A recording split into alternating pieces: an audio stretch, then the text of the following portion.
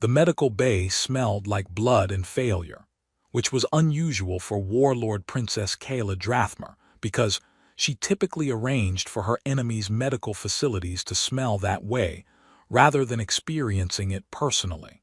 Through the persistent ringing in her ears and the concerning wetness spreading across her combat armor, she catalogued her situation with the detached tactical analysis that had earned her the title Terror of Galaxies. 3 plasma wounds, 2 severe, internal bleeding from the impact that had thrown her through a reinforced wall, her security detail dead or incapacitated, her flagship burning in orbit above, shields down, command structure compromised, and standing over her with expressions ranging from satisfaction to vindication were the coalition representatives who'd invited her to these peace negotiations. The Terror of Galaxies, Ambassador Velrus said, his species equivalent of a smile making his face plates shift in ways that suggested pleasure at her imminent death. Not so terrifying when bleeding, are you? Kayla tried to activate her armor's defensive systems and discovered that the electromagnetic pulse they'd used during the ambush had fried the technology she'd relied on. Backup options cycled through her mind. Roll, draw the backup blade sheathed in her boot, take at least 3 of them with her before blood loss claimed her. Die on her feet like a proper Kryn warrior rather than letting these cowards turn her into a trophy kill. She was tensing for the final attack when the lights died. Darkness descended so completely that even Kayla's enhanced Kryn vision couldn't penetrate it. Shouts of confusion erupted from her would-be assassins, followed rapidly by sounds considerably more violent. Weapons fire, explosions, bodies hitting surfaces with terminal velocity, screaming that cut off mid-breath. Emergency lighting flickered on 30 seconds later, bathing the ruins in sickly red illumination. Most of the coalition representatives were dead or unconscious. The few still standing were being efficiently neutralized by someone in nondescript tactical armor moving, with the kind of fluid precision that suggested extensive combat experience and possibly cybernetic enhancements. The figure approached Kayla, who'd managed to prop herself against a wall despite her body's insistence that horizontal was a more appropriate orientation. He crouched beside her, removed his helmet to reveal human features she didn't recognize, and pulled medical supplies from compartments she hadn't noticed in his armor. "Princess Drathmer," he said in accented Kryn that suggested he'd learned the language from recordings rather than native speakers. "We need to move. Can you walk?" Kayla's brain, which had been preparing eloquent final words suitable for a warrior of her reputation, struggled to process this development. "Who are you?" "Someone who'd prefer you didn't die in an ambush by cowards." "Walking. Yes or no?" "We have approximately 2 minutes before reinforcements arrive, and I'd rather not fight our way through an entire security battalion while you're bleeding out."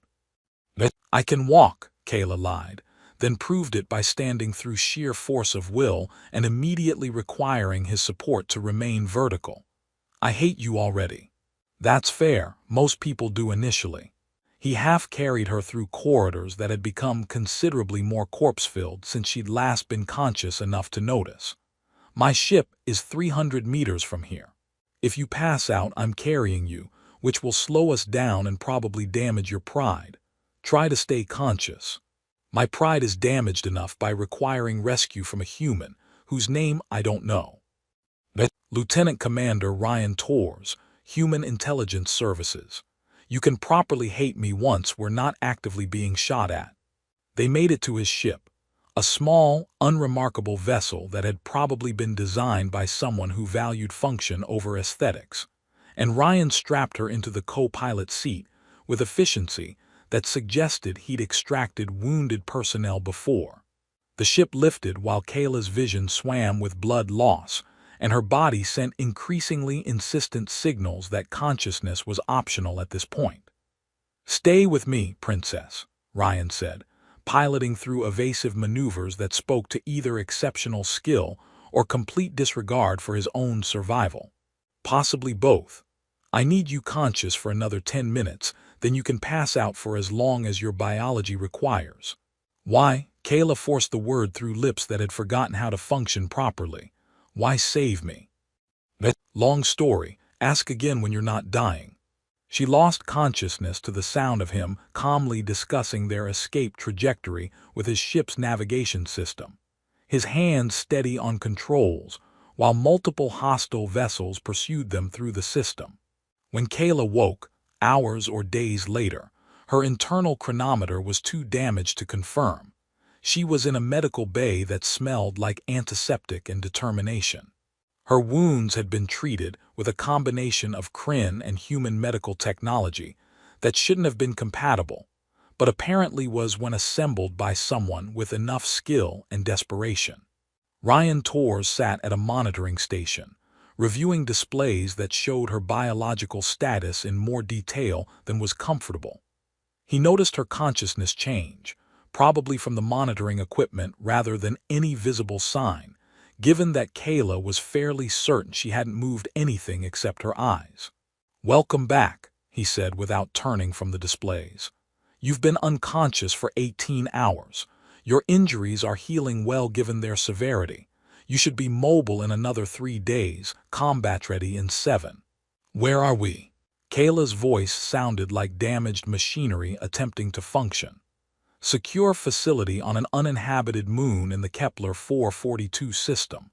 No official registry, minimal traffic, excellent for hiding from people who want you dead." He finally turned to face her, which, for the record, is a lot of people. "I'm aware." She tried to sit up and her body reminded her that healing was a process that didn't respond to commands like subordinates did. "You didn't answer my question. Why save me?" "Because letting the terror of Galaxies die in an ambush by political cowards felt wrong." Ryan moved to her bedside and checked her vital signs manually, his hands professional and impersonal. "Also, I've been tracking the conspiracy against you for 3 months. Figured you'd want to know someone was planning to kill you, but my superiors disagreed about interfering in Kryn internal politics. So you're here unofficially." "I'm here committing treason against my own government to save the life of someone my species has every strategic reason to fear." "Yes." Kayla studied him, this human operative who'd casually admitted to career suicide while checking whether her internal organs were functioning correctly. He was younger than she'd initially thought, perhaps 35 by human years, with dark hair and eyes that held the kind of analytical focus she recognized from her own command staff.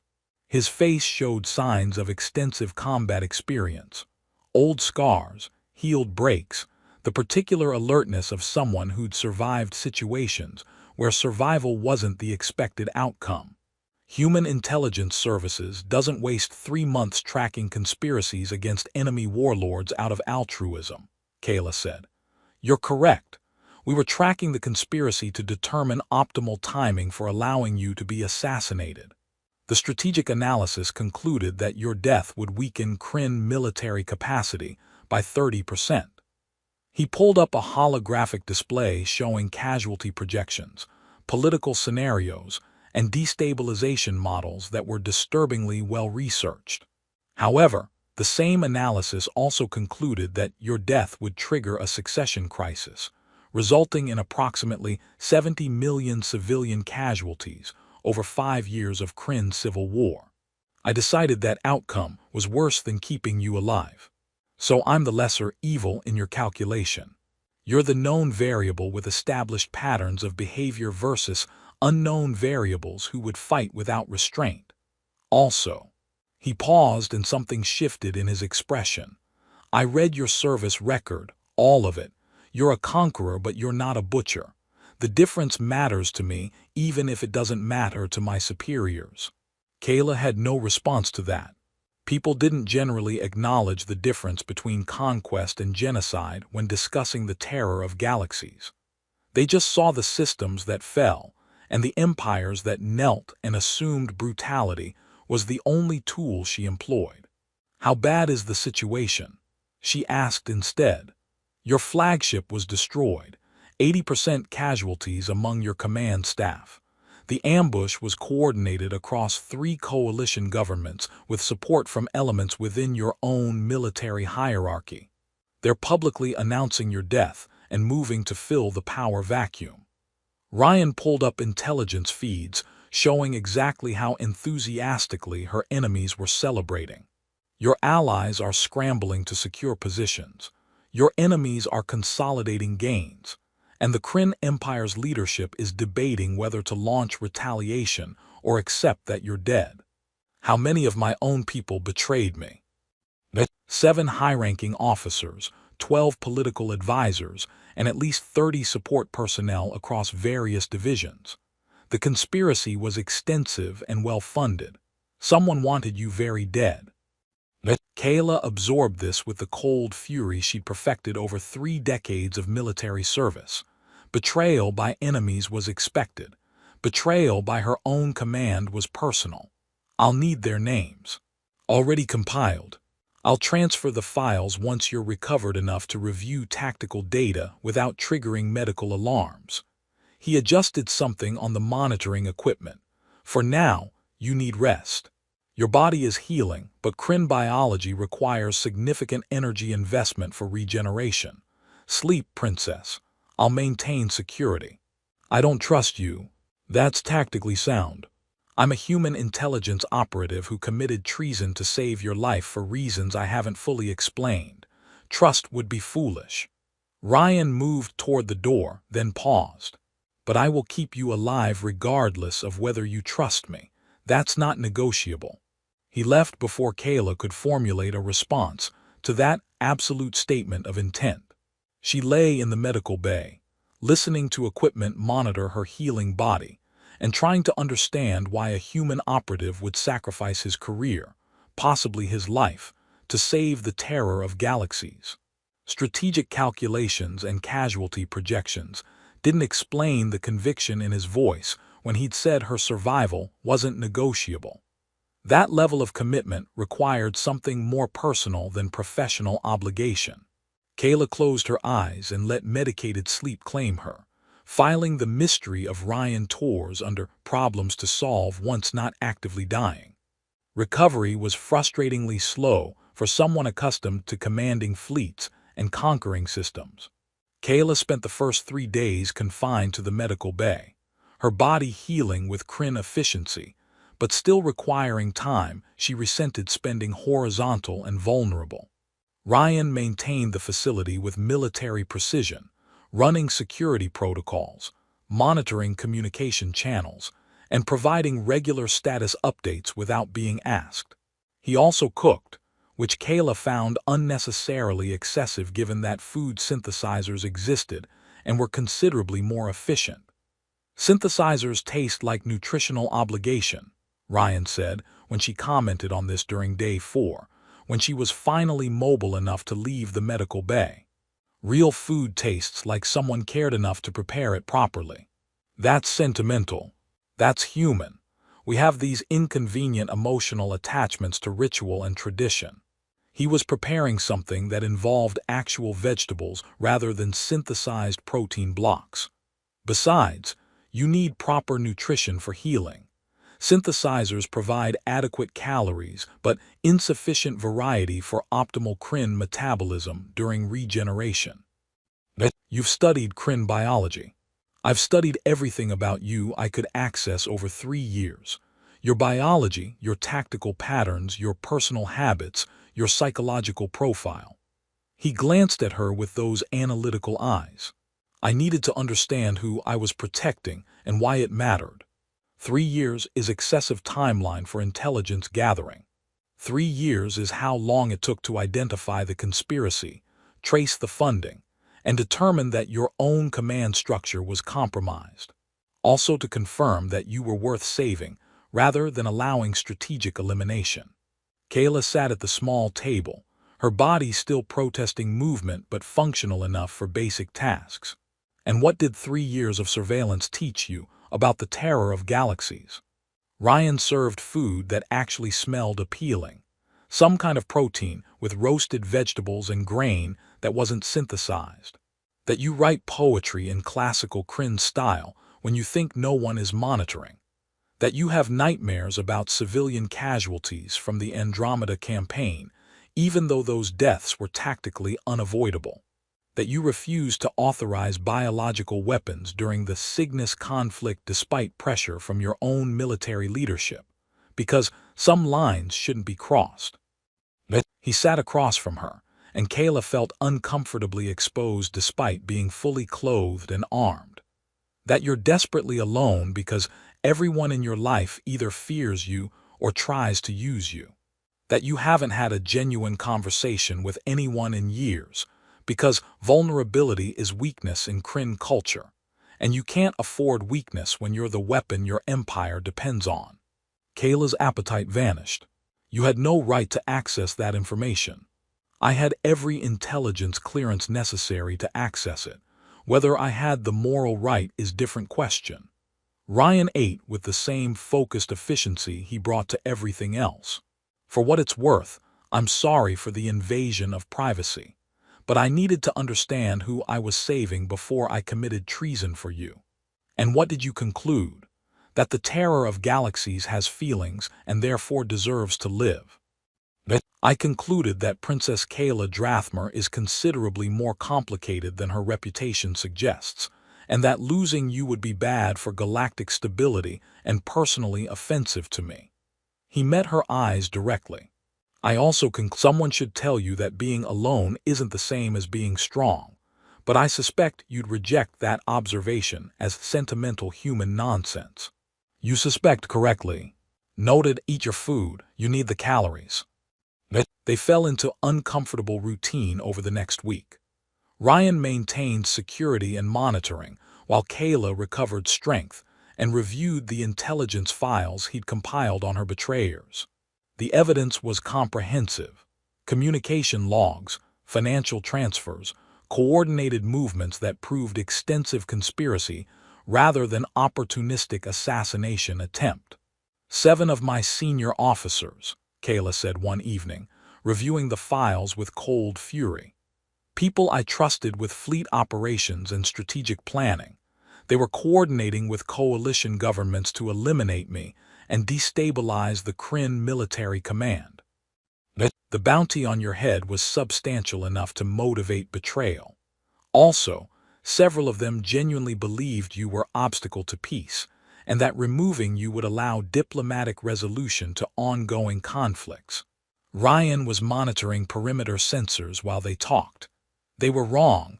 Your removal would trigger civil war, but they believed they were acting for greater good. Traitors always believe they're serving higher purpose. Usually, yes. He turned from the sensors. How are you planning to respond once you're recovered? Systematically eliminate everyone involved in the conspiracy. Publicly execute the primary conspirators as warning to others who might consider betrayal. Reclaim my position and restore order to the command structure that fractured in my absence. Kayla's voice was matter-of-fact, standard protocol for dealing with insurrection. That will work tactically, but might create martyrs politically. Some of the conspirators have significant support among factions that oppose continued military expansion. Then I'll eliminate those factions too. Or you could demonstrate that the terror of Galaxies is capable of strategic clemency, as well as strategic brutality. Show that you're leader rather than just weapon. Ryan's tone was carefully neutral. Fear maintains power, but fear alone doesn't build lasting stability. Kayla stared at him. Are you seriously lecturing the terror of Galaxies on power dynamics? I'm offering perspective from someone who studied failed empires and successful ones. You asked what I learned from 3 years of surveillance. Part of what I learned is that your empire depends on you, but you've built a system that requires you to be constantly, perfectly terrifying. That's unsustainable long-term. Kryn culture values strength above all else. Showing mercy is showing weakness. Kryn culture also values victory above all else, and victory sometimes requires knowing when to terrorize and when to negotiate. He held her gaze. You're brilliant tactically. I'm suggesting you apply that brilliance to political strategy as well. You're extremely presumptuous for someone who committed treason to save me. I committed treason. Might as well be useful while I'm at it. But despite her irritation, Kayla found herself considering his words. The standard response to betrayal was elimination, swift, brutal, absolute. But Ryan was right that creating martyrs might destabilize the very power structure she was trying to restore. She hated that he was right. "I'll consider alternative approaches," she said finally. "But if I show mercy and it's interpreted as weakness, I'll blame you personally." "Fair. I'll add it to the list of things I've accepted responsibility for." Ryan turned back to his monitoring. "Your recovery is progressing well. Another week and you'll be combat ready.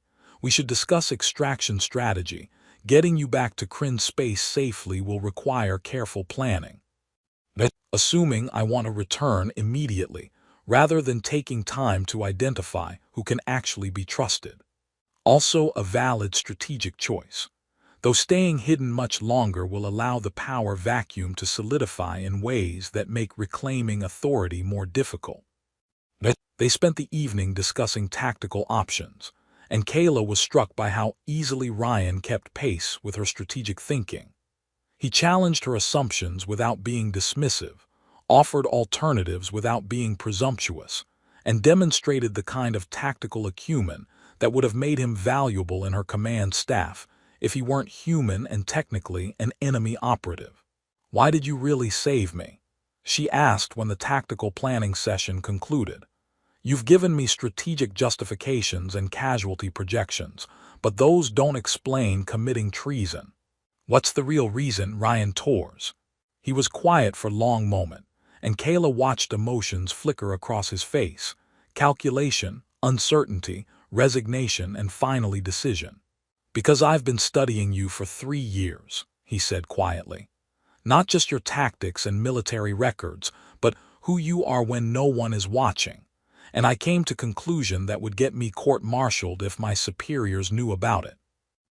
Which is that you're brilliant, terrifying, and absolutely alone in ways that would break most people.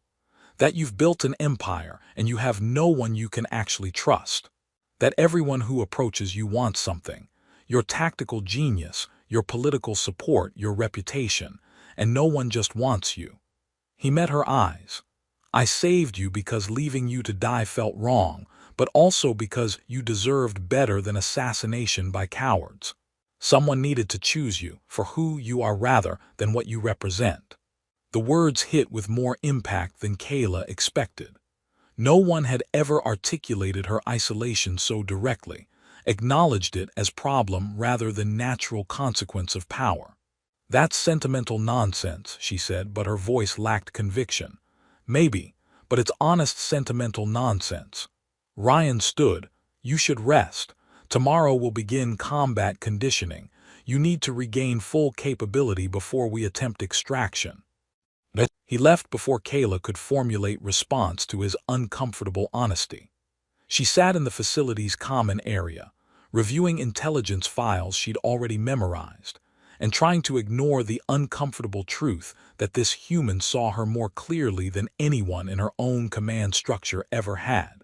The terror of Galaxies had conquered systems and collapsed empires, but she'd never learned how to handle someone who looked past the reputation and chose the person underneath anyway. That was considerably more dangerous than any ambush. The attack came on day 14, when Kayla was finally recovered enough for full combat operations, and Ryan was teaching her human close-quarters combat techniques that incorporated principles Kryn military training hadn't emphasized. "You rely too heavily on strength," he said, demonstrating a joint lock that used leverage rather than force. "Kryn biology gives you natural advantages, but technique matters when facing opponents who might be stronger. I'm generally the strongest opponent in any engagement. Until you're not, adaptability matters." He released the hold. "Try it on me." Kayla attempted the technique, and discovered that human joints moved in slightly different ways than Kryn ones, requiring adjustment. She was concentrating on proper positioning when the facility's perimeter alarms triggered with intensity that suggested multiple hostiles. Ryan moved immediately to the monitoring station, pulling up sensor data that showed 3 ships in orbit. Bounty hunters, professional from the signatures. Someone offered enough money to motivate suicide missions. How did they find us? Unclear. I've been running full electronic countermeasures, and this location shouldn't be in any registry. He was already arming himself with efficiency that suggested extensive practice. Doesn't matter now. We have 6 minutes before they breach the facility. Kayla armed herself. Plasma rifle, backup energy weapons, combat blade that had served her through 3 decades of warfare. Defensive positions or aggressive counter. Defensive. You're recovered but not at full capacity. I'd rather not test your limits against professional killers. Ryan was configuring the facility's defense systems. You take the secondary entrance, I'll handle primary approach. Communication on tactical channel 3. If they overwhelm my position, fall back to the secure chamber and I'll collapse the tunnels. I'm not abandoning you to die while I hide. You're the terror of Galaxies. I'm an intelligence operative who committed treason. You're worth considerably more alive than I am. His tone was matter of fact. No arguing, take your position. Kayla wanted to argue anyway. Her pride rebelled against hiding while someone else defended her life again. But tactical reality overrode emotion. She was recovered but not at peak capacity, and defending 2 positions simultaneously was more efficient than trying to hold a single point against professional attackers. She took position at the secondary entrance and waited. The bounty hunters breached with the kind of coordinated efficiency that confirmed professional status. 5 of them, heavily armed, moving through the facility with tactical precision. Ryan engaged the primary group with sustained fire that forced them into defensive positions, using the facility's architecture to create choke points and kill zones. Kayla eliminated 2 hostiles who'd attempted to flank through the secondary entrance, her plasma rifle punching through their armor with Kryn-designed efficiency. The 3rd hostile got close enough for hand-to-hand combat, and she discovered that Ryan's insistence on teaching her human techniques was immediately applicable. The joint lock he demonstrated earlier worked perfectly on an opponent who had strength advantage but insufficient leverage. Through the tactical channel, she heard Ryan's sustained engagement at the primary position. He was holding against 3 attackers, but the sound of weapons fire was intensifying in ways that suggested he was taking fire as well as giving it. Ryan's status, she called over the channel, managing stay in position. His voice was strained but controlled. 2 down, 1 remaining, he's dug in behind, fuck. The explosion that punctuated his sentence made Kayla's blood freeze. She abandoned her position and ran toward the primary entrance, arriving to find Ryan slumped against a wall, blood spreading from a plasma wound that had caught his side below his armor, and the last hostile advancing with weapons raised. Kayla shot the bounty hunter 3 times, once to drop him, twice more because fury demanded thoroughness. Then she was beside Ryan, assessing damage with hands that had steadied through 3 decades of battlefield medicine. I told you to stay in position, he said, his voice tight with pain. I ignored you. She was already applying field treatment, her hands moving with practiced efficiency despite the adrenaline still flooding her system. The wound is serious but not immediately fatal. Plasma caught your side instead of center mass. Your armor absorbed enough impact to prevent catastrophic organ damage. It still hurts. Pain means you're alive. Stop complaining.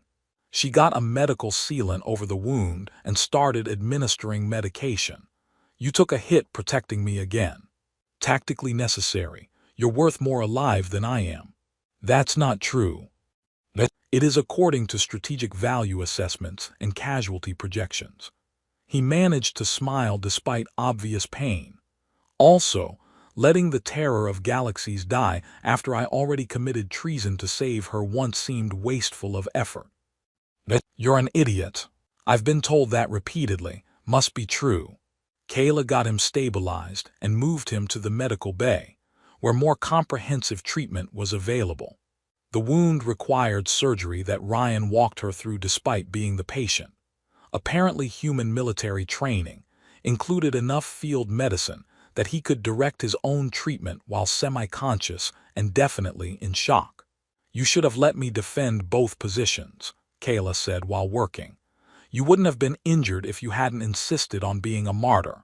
You weren't at full capacity. Defending both positions would have been tactically unsound." His voice was getting weaker as medication took effect. "Besides, protecting you is my responsibility. That's non-negotiable." "Why?" The question burst out with more force than Kayla intended. "Why is my survival so important to you that you keep risking your life? Strategic justifications don't explain this level of commitment." Ryan looked at her with eyes that were dilating from medication, but still held focus. "You want the complete truth. I want to understand why a human operative is willing to die for the terror of Galaxies. Because I've spent 3 years learning who you are, and that person is worth protecting. Because you deserve someone who chooses